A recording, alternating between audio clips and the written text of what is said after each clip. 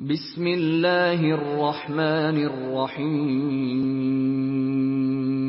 شروع اللہ کے نام سے جو بڑا مہربان نہایت رحم والا ہے۔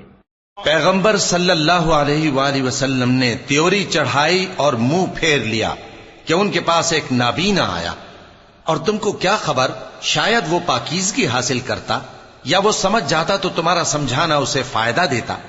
اب وہ جو پرواہ نہیں کرتا سو اس کی طرف تو تم توجہ کرتے ہو، حالانکہ اگر وہ نہ سنورے تو تم پر کچھ الزام نہیں۔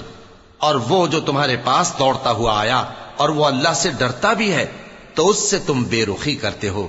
دیکھو یہ قرآن نصیحت ہے، پس جو چاہے اسے یاد رکھے، قابل ادب ورقوں میں لکھا ہوا، جو بلند مقام پر رکھے ہوئے اور پاک ہیں، ایسے لکھنے والوں کے ہاتھوں میں ہیں جو بلند مرتبہ اور نیکوکار ہیں۔ انسان مارا جائے، یہ کیسا ناشکرا ہے۔ اسے اللہ نے کس چیز سے بنایا؟ نطفے سے بنایا، پھر اس کا اندازہ مقرر کیا، پھر اس کے لیے رستہ آسان کر دیا، پھر اس کو موت دی سو اسے قبر میں پہنچایا، پھر وہ جب چاہے گا اسے اٹھا کھڑا کرے گا۔ کچھ شک نہیں کہ اللہ نے اسے جو حکم دیا اس نے اس پر عمل نہ کیا۔ تو انسان کو چاہیے کہ اپنے کھانے کی طرف نظر کرے۔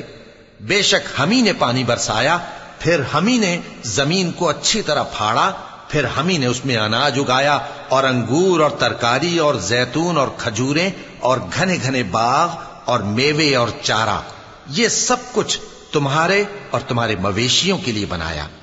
تو جب کانوں کو پھاڑنے والی آواز آئے گی اس دن آدمی اپنے بھائی سے دور بھاگے گا، اور اپنی ماں اور اپنے باپ سے اور اپنی بیوی اور اپنے بیٹوں سے بھی۔ ہر شخص اس روز ایک فکر میں ہوگا جو اسے سب سے بے نیاز کر دے گی۔ اور کتنے چہرے اس روز چمک رہے ہوں گے، خنداں و شاداں، یہ نیکوکار ہیں۔